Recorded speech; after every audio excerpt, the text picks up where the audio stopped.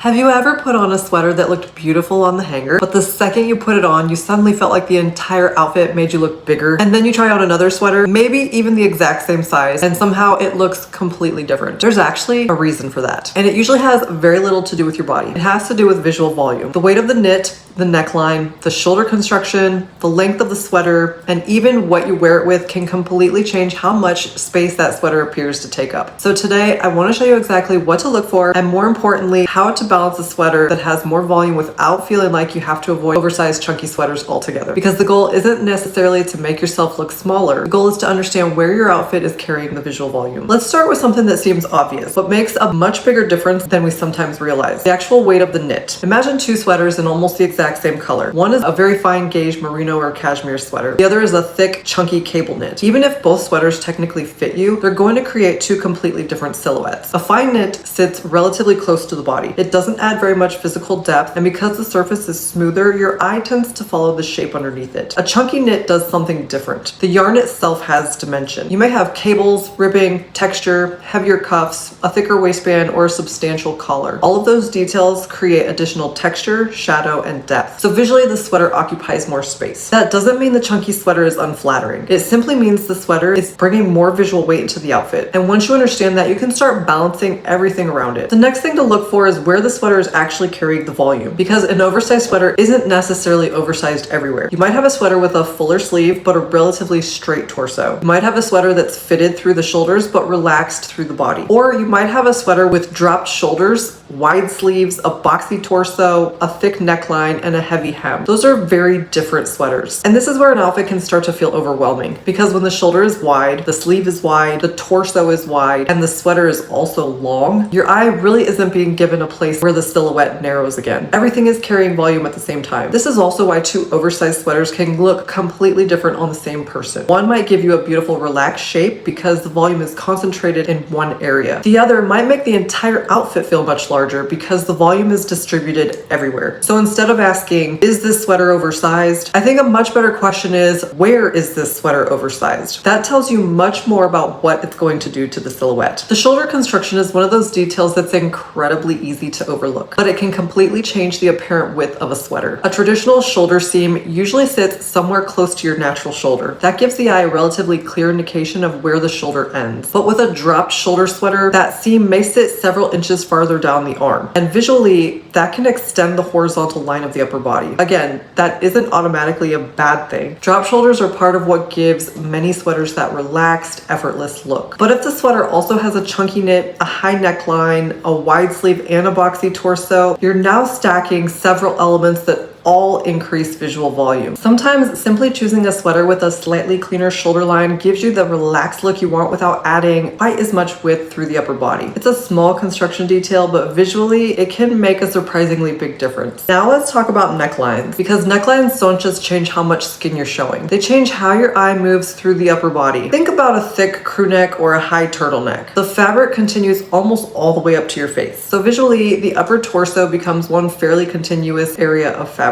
Now compare that with a V-neck, an open collar, or even a slightly wider scoop neckline. Suddenly, you have some negative space. You can see the neck and a little more of the upper chest, and that open space breaks up the visual density of the sweater. A V-neck also creates a vertical or diagonal line through the center of the upper body, which can move the eye differently than it does across a horizontal neckline. That doesn't mean everyone should wear V-necks, and it definitely doesn't mean a crew neck is somehow wrong if you have a fuller bust or broader shoulders. It's simply another design element to consider. If you love a high neckline, you might choose a finer knit. If you love a chunky knit, maybe you prefer slightly more open neckline. You can adjust one element without changing everything. That's really what proportion is about. This might be one of the biggest reasons a sweater can suddenly make an outfit feel off, and that's the length. Because wherever the sweater ends, you're creating a horizontal stopping point, and that stopping point tells your eye how to divide the body. A sweater that ends somewhere near the natural waist creates a very different proportion from one that ends at at the top of the hip. And a sweater that ends directly across the fullest part of the hip creates another effect entirely. This is why you can put on a sweater and think, why does this sweater make my legs look shorter? The sweater may be visually extending the torso farther down the body. If your waistband disappears underneath a longer sweater, your eye doesn't have a clear indication of where the legs actually begin. So the torso can appear longer and the legs can appear shorter. Now, sometimes that's exactly the silhouette that you're going for. A long, relaxed sweater with slim or straight pants can look beautiful. But if you put on a sweater and something feels slightly off, don't immediately assume it's the sweater itself. Look at where the hem is hitting you. Sometimes an inch or two difference completely changes the proportion. This brings us to something we see constantly in styling, the front tuck. And there is actually a visual reason this works. When a sweater hangs completely over the waistband, the eye sees one uninterrupted block of fabric from the shoulder all the way down to the sweater of the hem. But the moment you expose even a small section of the waistband, you give the eye a reference point. Now we can see approximately where the torso ends and where the legs begin. That's why a small front tuck can sometimes make an outfit feel suddenly more balanced. You're not magically changing your body. You're changing the visual information the outfit is giving us. You don't always have to tuck the sweater. Sometimes the knit is too thick. Sometimes the waistband isn't comfortable. And sometimes you simply prefer a sweater untucked. The sweater didn't change. The architecture of the outfit changed. And that's something that I want you to remember anytime you're wearing an oversized piece. You don't necessarily need to make every other piece tight. You simply need somewhere in the outfit where the eye gets a cleaner line. So if you love oversized sweaters, and I do think they can look incredibly chic, here's a simple formula to remember. Volume, definition, clean line. Let the sweater provide the volume, then decide where you're going to create definition. Maybe that's at the waistband. Maybe it's through a straighter point. Maybe it's a little bit of wrist showing between the sweater and your jewelry. Maybe it's a cleaner shoulder construction. And then give the outfit at least one strong, clean line. For example, a chunky oatmeal sweater, dark straight leg denim, a small front tuck, a slim leather belt, and a refined almond or pointed toe shoe. The sweater can still be relaxed. It can still be cozy. It can still have beautiful texture.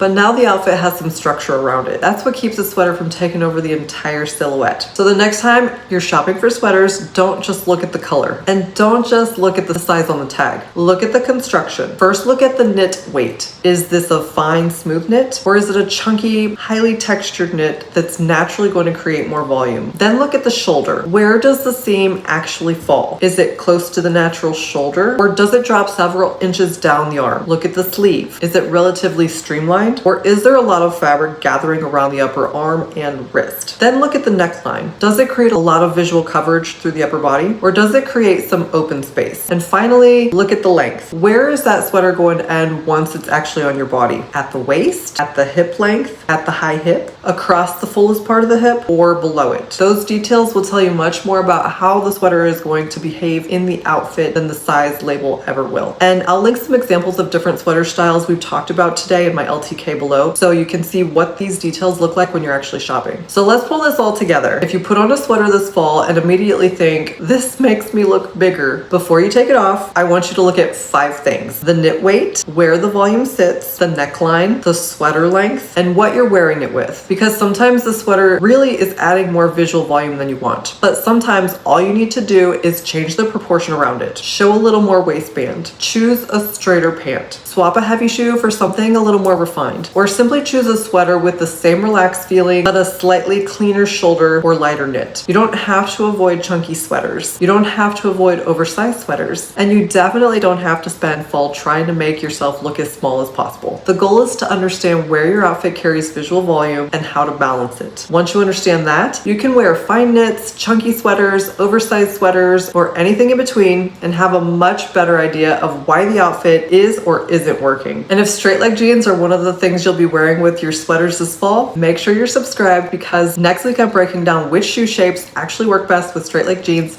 and why. I'll see you in the next video. Bye for now.